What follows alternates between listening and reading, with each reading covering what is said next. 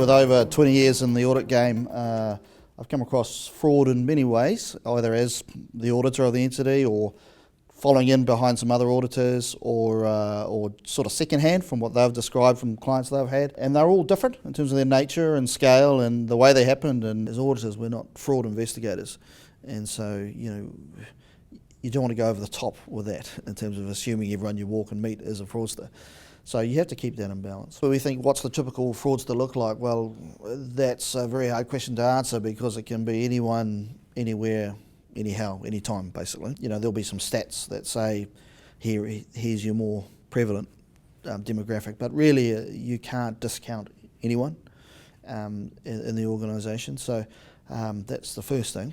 And I guess that's about being professionally sceptical at all times. Perhaps I'll also use the old fraud triangle as a bit of a framework to talk through those, where we talk about firstly the incentive or the pressure which comes about on the person to commit the fraud in the first place, the opportunity that they have to actually make that happen in the entity, and then their rationalisation, I guess, which is how they can look at themselves in the mirror the next day and rationalise doing it. This was a small entity, but the fraud was basically the general manager falsifying invoices and changing bank account numbers, so that basically diverting funds into private accounts. The incentive there was really about lifestyle, personal lifestyle, and maintaining personal lifestyle.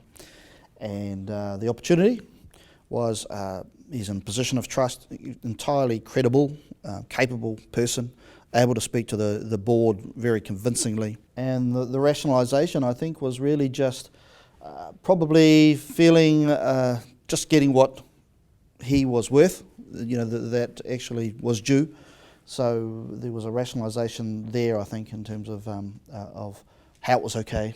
The interesting thing about that is how it was uncovered through the IRD, having a query around GST, actually, in respect of invoices.